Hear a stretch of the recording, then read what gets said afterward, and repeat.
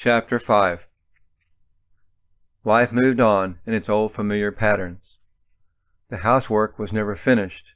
Margot was never satisfied. Neither was Louis. Brenda, Junior, and Louis were at home when Margot took the younger children to late Mass that Sunday. Brenda had cleaned off the kitchen counter, wiping the mayonnaise and crumbs from Elizabeth and Alan's sandwiches. There had been 2 pieces of bread left, and as Brenda dipped the knife into the mayonnaise to make herself one, she heard Margot behind her. "Leave that bread alone, Brenda. We might need it for lunches next week." That was it. That was all. There would be no rebuttal. Brenda put the knife down. There would be no lunch today. She tried not to think about it. Now she wrapped the 2 peels and put the bag in the refrigerator. There were plenty of dirty dishes left from yesterday, so Brenda turned on the tap and let her mind wander as the soap bubbles rose in the sink. She watched a bluebird alight in the grape arbor outside the kitchen window and felt a faint delight at the creature. She did not feel happiness, true happiness, for she had left all hope of that in Frederick 4 years before, but Brenda took what pleasure she could from the smaller of God's creatures. The floor trembled, indicating movement within the house. As if forewarned, the little bird leaped away from its perch. Louis walked into the kitchen. "Junior, come here." "Yeah, Dad?" Junior yelled from the other room. "I have an errand for you," Louis replied, his voice commanding. Brenda felt her stomach turn. As Junior walked into the room, Brenda tried signaling her brother, moving her head in a sideways motion. Junior grinned, then shook his head too, but did not catch her meaning. "Go on down to McGee's and pick up this list of stuff for your mother. Here's some money. I'll get Brenda to make some room in the refrigerator." "Sure, Dad. Be right back." Brenda was silent. It was too late. Daddy was going to rape her, and he was clearing the room of witnesses. Her heart sank when she heard Louis shoot the bolt on the front door after Junior left. He was taking no chances. After Louis went down the hall, Brenda ran to the door and looked out of the tiny window. Junior had already left. Brenda unlocked the bolt anyway. She would be raped, she was sure of that, but maybe Junior would return and catch them in the act. Returning to her dishes, her heart racing, Brenda hoped against hope that Louis really didn't want her, that maybe this time he was going to take a nap, or read, or anything other than what she already knew. He did not take a nap. She almost dropped a plate when she felt his arms around her. Maybe this time he only wanted a hug and leave it at that. Maybe if she acted unafraid, he would just say hello and leave. He leaned over close to her ear and whispered, "Brenda." That one word, spoken in his low voice, was Louis' unspoken command, which he had learned over the years. In the early days, he would say that name, and when Brenda resisted, he would force her down on the bed, giving her throbbing wrists and sore arms in addition to the other torture. After so many times, she learned simply to accept the inevitable. After years of abuse, she took the command like a beaten puppy. Brenda stopped the tears that welled around her eyes, obediently put down her dish towel, and laid her face down on the kitchen table. She tried not to think of the rest. She tried not to remember how he would pull her dress up over her buttocks, stripping down the panties. She tried hard not to think about his hands, coming up under her blouse, tugging at the straps of her brassiere until they came loose. Brenda tried not to remember the revulsion at his hands kneading her bare breasts, exciting him until the stiffness of his penis was sufficient to penetrate her. The rest of the world went on as if nothing was unusual. The next few minutes would come and go, and only she would know, and nobody else, only Brenda and her father. She tried to close her eyes and think of something else. She tried not to taste the fear. She could hear the faint hum of a radio coming from the next room and tried to listen to the lyrics until he finished.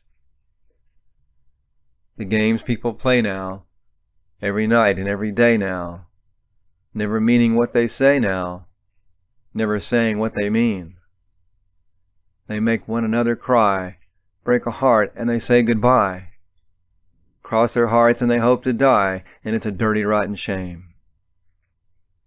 Brenda's mind wandered, as if an impartial observer, hearing the words, the ticking clock on the oven, seeing the grim, dark man hunched over the prostrate girl. Brenda lay still and hoped her brother would come home. Oh, how she wished it. Junior drives like a hellion, she thought to herself as the clothing was stripped from her. If he gets here and sees Daddy doing this... She let her mind consider the delicious thought. The house was silent for what seemed like an eternity. Neither the man nor the girl spoke, except for an oath from Louis that broke the unearthly quiet. Brenda wasn't sure if he heard a car or if he had uttered the word in his own personal ecstasy. Oh, God, please don't let him hear the car, the girl thought to herself. Brenda almost smiled as she lay with her face on the table, staring sightlessly at the clock. Her eyes watering, Brenda could not see, but she listened intently for movement outside the room, outside the house. She was sure of it.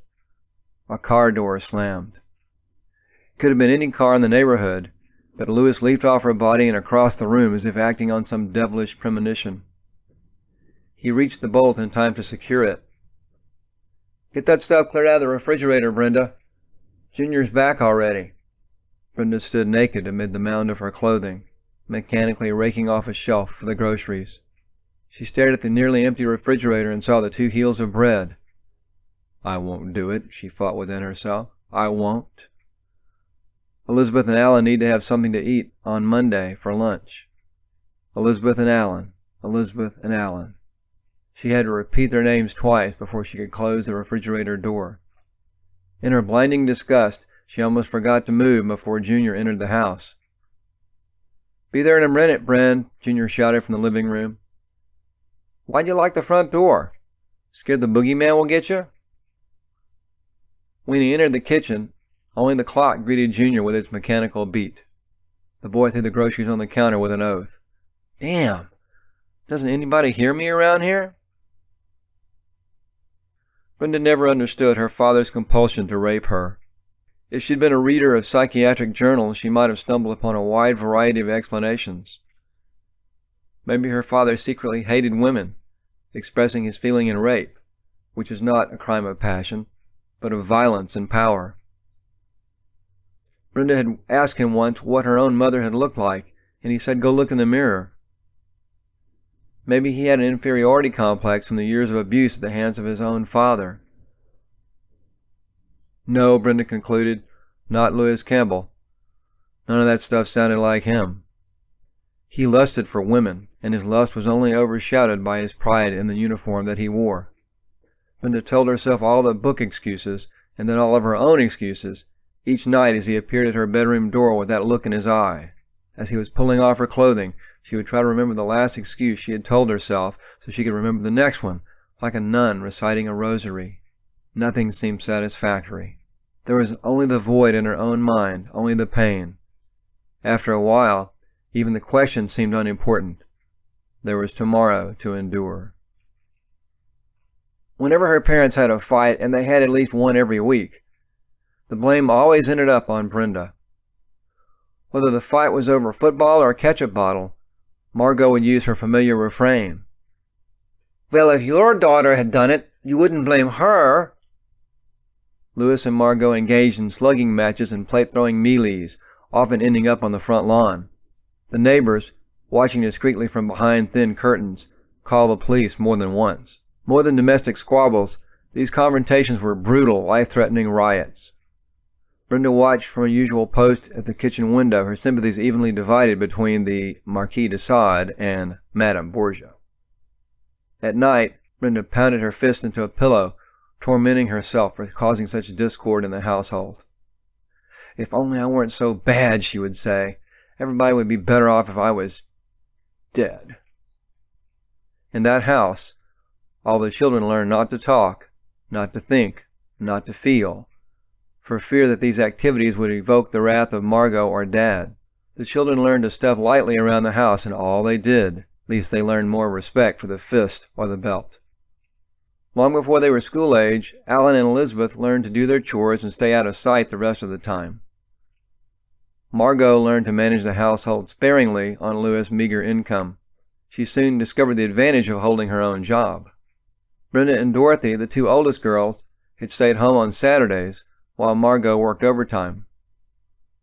Alan and Elizabeth were playing quietly in the living room when the screen door flew open and Margot stomped into the kitchen. "Dorothy! Brenda! Come here!"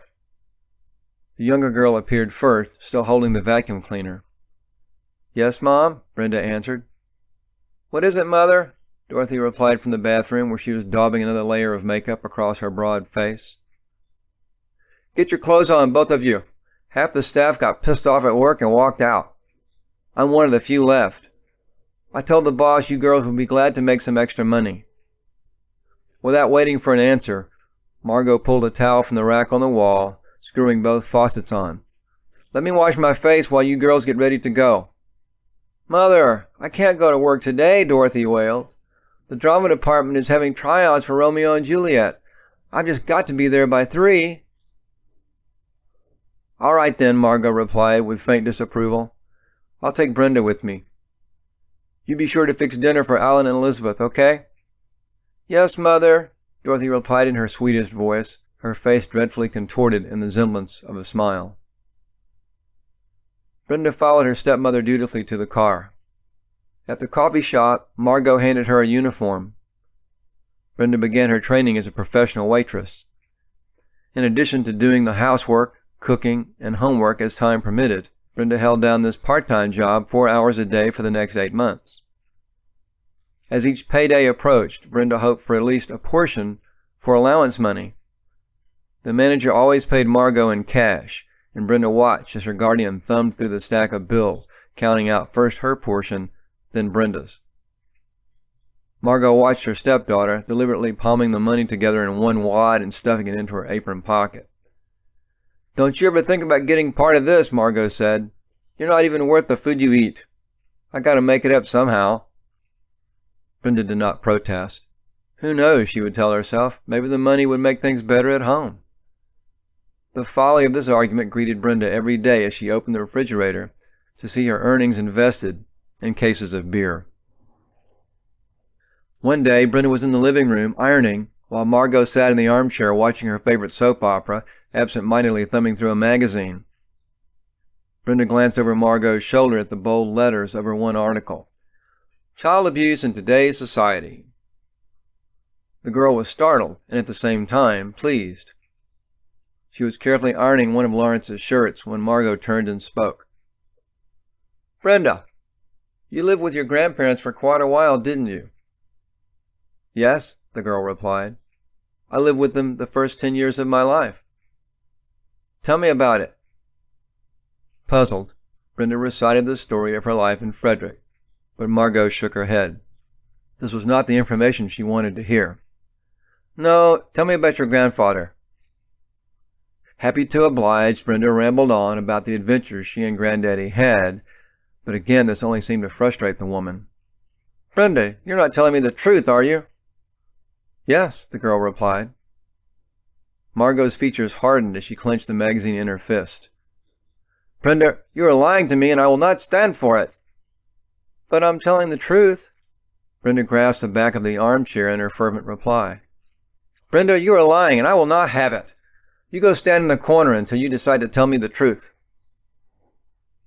Confused, Brenda put down the iron and walked dutifully over to the corner, putting her nose against the wall. "Now, you stand in that corner until you decide to stop this lying to your mother." Brenda started to whimper. "What do you want me to say?" Brenda asked miserably. "Tell me the truth about your grandfather," Margot shouted. With a sigh of resignation, Brenda faced the wall in silence. Margot went back to watching her soap opera. The magazine now lay face down on the floor. She seemed to forget Brenda was standing behind her. The soap opera came and went. Margot continued watching, seemingly oblivious to her surroundings. "Tell me how your grandfather treated you," Margot said over and over. "He took care of me and Junior, Mother." "What do you mean?" Margot replied loudly. "I don't know what you want me to say," Brenda replied. "You know the truth, Brenda. You're just too stubborn to admit it. Now tell me how he treated you." Margot would yell over the back of the couch, never turning away from the TV as she said it.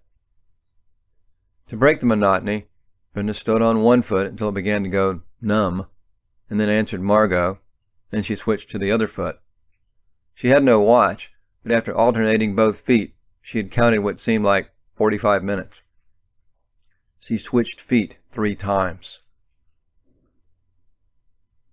Brenda couldn't see a clock, but she knew she'd been standing in one place for over 3 hours.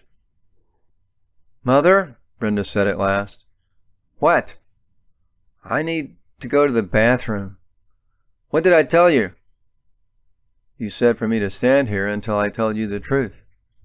"That's right, and I expect you to do exactly that. No, you cannot go to the bathroom." The pressure on the child's bladder increased minute by minute, then second by second. At last there was no recourse. Brenda hung her head in humiliation as the urine ran down her legs. Margot turned around during a commercial. "Well, have you learned your lesson?" "Yes, ma'am." "Then tell me about your grandfather." Margot spun the girl around, her face inches away from Brenda's. "I told you everything," Brenda wailed. "You bitch! Tell me the truth!" Margot hit the child and pushed her to the floor.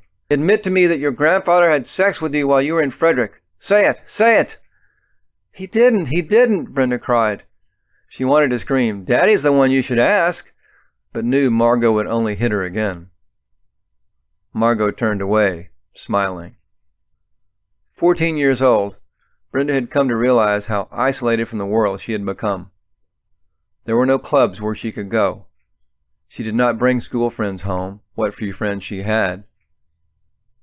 Brenda was old enough to experience her first schoolgirl crush, but there was none. She should have experienced a girl's first awakening into womanhood, but the titillation of desire was dead. The thrill of physical contact held no excitement because the mystery of sex had never been withheld from her. Lewis had administered his daily doses of sex until Brenda was immune to the effect. It was not a big thing the girl missed, the fondling in the backseat of cars and such. It was such a little, silly thing. Yet it was one more adolescent memory taken away because of the secret addiction of her father. Brenda did not read for fun, since there was barely enough time to go to school, do housework and homework. The daily burden was simply too great.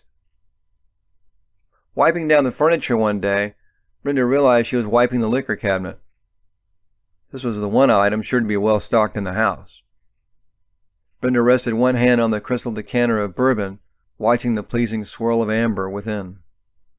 Would it taste as good as it looked?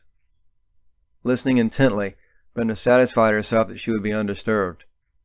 In one motion, she unplugged the bottle and placed it against her lips, feeling the bitter liquid as it surged against her tongue. She swallowed once, her eyes bulging at the fiery substance. Brenda felt her skin burn with the violent rush of blood to her face. Continuing to the dining table, she noticed a pleasant sensation, a feeling of ease. She attacked her work with a vengeance, impressed with this new feeling of lightness and quickness. The perspiration across her brow and under her arms was forgotten in the wave of coolness Brenda felt now. She returned to the liquor cabinet, anxious to try the experiment again. To her delight, the results were equally pleasing. As the week passed, Brenda found more reasons for investigating the dust that unaccountably gathered around the faceted decanter. Brenda found the liquor helped her to go to sleep faster at night when sleep was at a premium. She could forget the housework for a time and allow her mind to rest from its many fears. It helped Brenda to forget about the times when the house was empty, except for her and Dad. The drinking gave her fits of nausea from time to time, but in time her tolerance for alcohol skyrocketed. It occurred to her that Lewis would notice a steady decline in the level of the glass decanter atop the cabinet. Brenda learned to sample each bottle beneath the bar equally, so that Lewis would be less likely to object. Brenda did not drink to have a good time. She drank to forget the bad times. She did not drink to bring back memories. Her goal was to bury her conscious mind in the midst of an alcoholic haze. Drinking each morning, she drifted through the rest of the day on a pleasant alcoholic cloud. Her A average slipped, but neither Lewis nor Margot noticed the change. Lewis never did account for the change in his bourbon bottle. Each day he would take it out of the cabinet, pour a glass for himself and his wife, then stare at it vacantly. "You better find a cheaper brand of bourbon, Margot." Neither of them had any idea what Brenda was doing. The bourbon decanter rose and fell many times that year. Brenda reflected sadly upon the drop in her school grades, but it really didn't matter. Nothing really mattered anymore. The liquor helped in one important way. She felt her memory going. The years in Frederick were lost in a dream. Last year seemed like a brief moment, forgotten. Yesterday was already fading into a mist. Brenda had managed to narrow her life down to one day at a time, and as the sun set, so did her memory of it. There was much to forget. When Lewis wasn't drinking, he was still regularly raping Brenda. Brenda dreaded seeing the familiar face in the doorway, the acid taste of fear creeping down the entire body, shutting up the sweat inside herself. Brenda felt her tongue cleave to the roof of her mouth at his touch. Lewis rattled the dry bones of a rag doll as he lay upon her. Her skin fairly crackled under his weight as he shoved his penis into its dry socket. Each year, Lewis increased his nightly visits. Brenda tried counting, but after 5 days a week, she stopped numbering them. She tried to forget the many occasions. Even when she could forget about her father for a little while, there was nothing else to look forward to. Brenda hid from her parents at school, hid from classmates in a bottle. Each afternoon reminded the girl of the reality she had left that morning. As 3:30 approached, Brenda stared at the clock. The bus would take her home, her stomach would churn, and even the thermos of booze would fail to ease her nerves. The sickness in the pit of her stomach could have come up all over her and still not relieve the pain Brenda felt at the mere sight of her father's house. There was no allowance for housework or report cards. In Lewis' house, she was property. Any wages Brenda earned from babysitting or waitressing went to Margot. The girl recalled one night when she was washing dishes. Lewis entered the kitchen, grabbed an apple from the fruit tray, and absent-mindedly reached around her waist with the other hand to squeeze her breast through her shirt. As he walked out of the room, Brenda felt a knot in her stomach, and she knew he never realized what he had done. The habit had become so strong. Brenda knew of child abuse, children who were beaten or mistreated by their parents. She wondered if that kind of treatment wasn't better than her own way of life. At least children who were beaten could indulge in the cleansing luxury of hate. She lived her life not really liking what her daddy did to her, but not knowing if it was right or wrong. She recalled a phrase from her favorite president, Abraham Lincoln, about houses divided. Brenda thought about her own life. Her parents divorced, her father stationed on the West Coast while she lived with her grandparents in the East. Dad and Margot waging a continual domestic war, with her in the middle. Brenda justified her father's rape in her own eyes, loving him as her father while hating him as a man. Those other abused children could grow up with a single-minded emotion of hate molding their path. Brenda's heart, her mind, and her very soul seemed forever divided among each other, and the Bible said that the divided house must surely fall. She wondered how much time she had left. Certainly the end could not be far away. In the evenings, there was the pocket radio from John McGuire that helped bring a small portion of the real world into the emptiness that had become her life. Listening to the hypnotic patter of the disc jockeys helped Brenda to bring some degree of order and harmony into her bleak afternoons and meaningless nights. Otherwise, the evenings promised nothing but a visit from Lewis, when the young woman would sigh gently and stiffen her body for what was coming. At these times, her mind would go absolutely blank.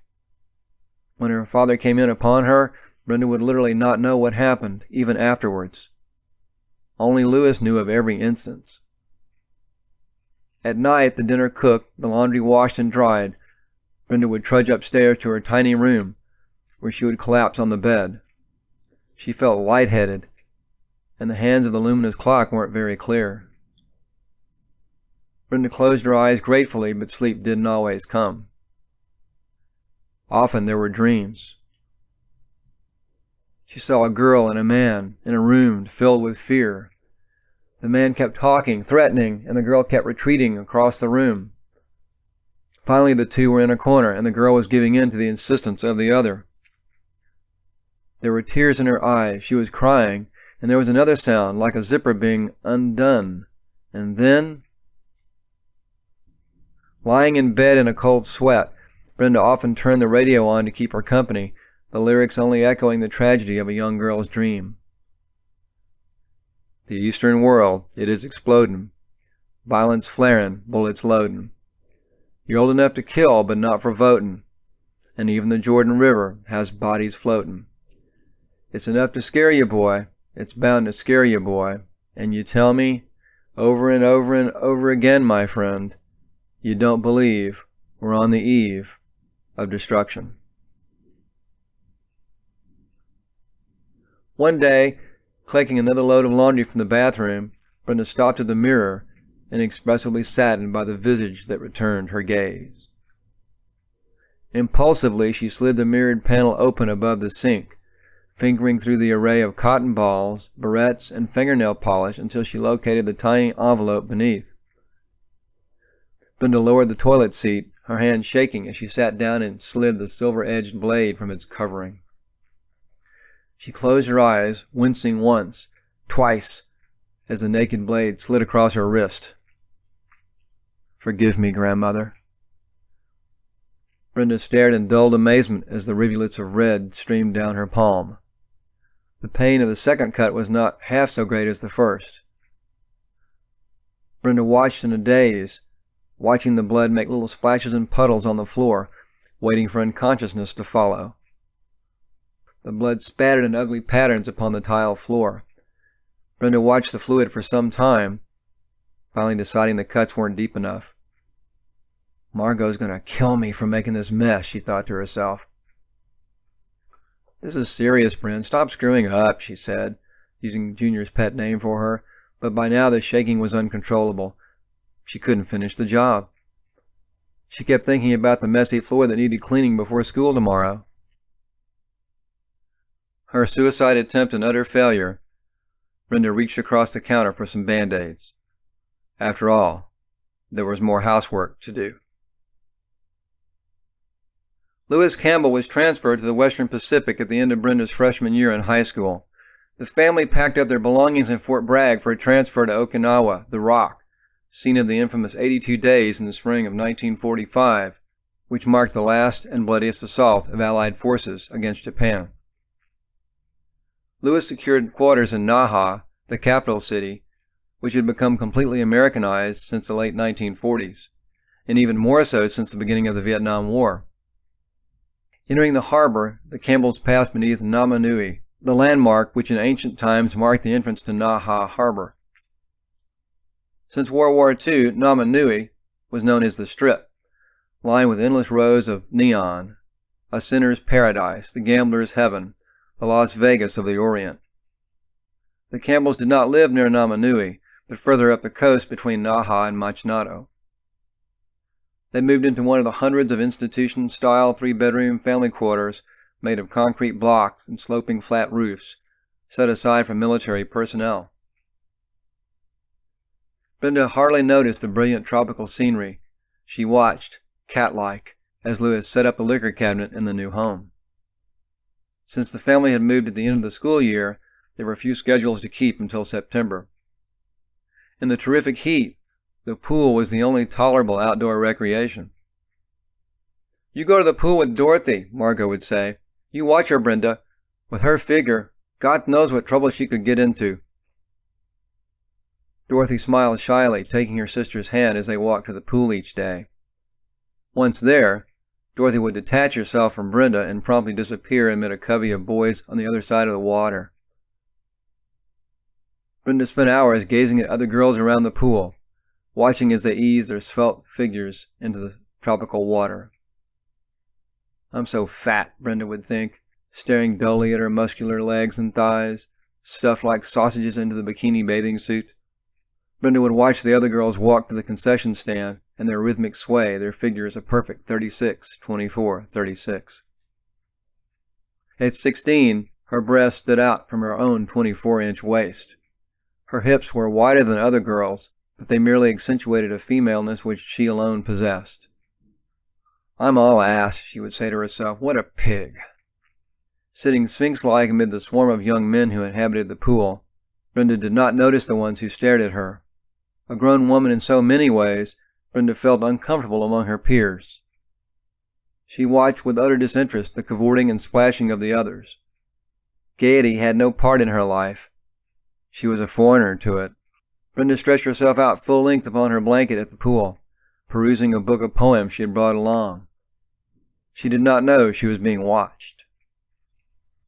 "What a beautiful girl," thought Tony Martinez as his eyes narrowed upon the girl a few yards from his lifeguard stand. "What an incredible figure. She's incredible, like some movie star, surrounded by all these teeny boppers."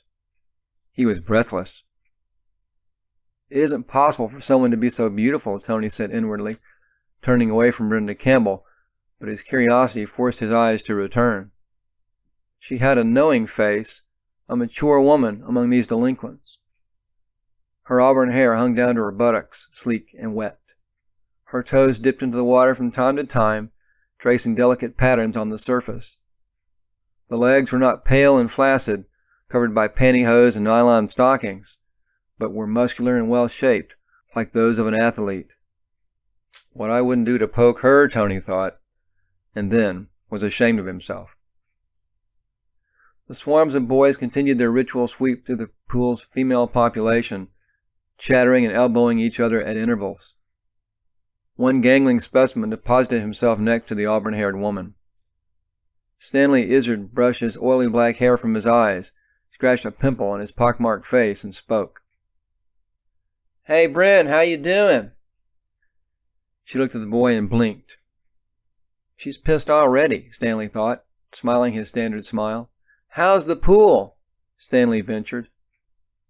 "I'll swim later, Stanley. You go ahead." Brenda spoke to the boy from behind the safety of her book. "Why don't you go swimming with me and later we can go skinny dipping?" Brenda turned her face toward the more serene vista of the pool. She felt chilled. The boy was almost touching her, and she was terrorized at the thought. God, in another moment. A voice came from Stanley's left. "I think the lady wants to be left alone." Startled, the boy looked up at the 6-foot lifeguard. "Hey, I wasn't bugging her. I was just clowning around." Stanley leaped up and in an instant was gone. "Are you all right, miss? Has that guy been bothering you?" Brenda looked into the cold black eyes of the lifeguard. "No, I'm fine. Thanks for asking," she replied. She stared for the first time into Tony's eyes and saw concern, and another emotion she could not interpret. She only knew he was not hostile. Brenda was surprised to hear her voice utter these words, for Margot and Lewis had often warned her not to speak to strangers. She was overcome by shyness again, and her pale complexion turned a soft rose. Tony smiled. "I know what you mean," Tony said, settling down easily at her side. Brenda looked at him, and her adolescent instincts quickened, and her breath was short, and she felt a warmth all through her body, and a strange kind of comfort and protection. For the first time in her life, she was experiencing the pleasure and ease of communication, of being understood. She was grateful to the man for his kindness, and wondered at this new feeling, which was half physical and half mental. "I guess we'll have to ignore their teenage mentality, huh?" she answered, half mockingly. "I will if you will," the lifeguard replied, pausing before swinging back up in his chair. "Will I see you here again tomorrow?" "Sure," Brenda replied. "I do homework until 6. Then I come to the pool to cool off." "Good. Maybe I'll see you then." "I hope so," Brenda said to herself, and only her smile gave her away. "Mom, can I go to the school dance this Friday?" Margot looked up at Brenda, since a commercial was on. "Brenda, do you have a car?" "Mom, you know I'm too young for a car." "Well, I guess you expect your father or me to drive you there and pick you up, won't you?" Brenda bit her lip, nodding silently. "It costs money to do these things, Brenda, and we don't have it. What do you expect me to do?" "I have some babysitting money," Brenda replied hesitantly. "How much do you have?" Margot asked. "Well, how much does Daddy need?" Brenda countered cautiously. "How much do you have?" Margot said again, banging the end table impatiently. $50. Good. That should cover it, Margot replied. Give it to me. Ma'am? Give it to me, all of it. And you may go to the dance, Margot said impassively. Brenda glanced across the room, considering. There was the laundry piled on the couch, waiting to be washed. Okay, I'll get it, she said at last. Can I keep 5 of it for a drink if... Brenda let the sentence die. The movie was back on. Later that evening, Margot was cooking dinner when Brenda appeared in the doorway, a shoebox in her hand. Mom, I don't know what happened, but you know the $50 I had? I can only find 30. The rest of it's gone. I don't know what. Margot raised a spoon from the pot, as if to catch an escaping thought. Ah, I forgot to tell you, Brenda. I needed $20 last week for food. Just leave me the 30. You won't owe me the rest.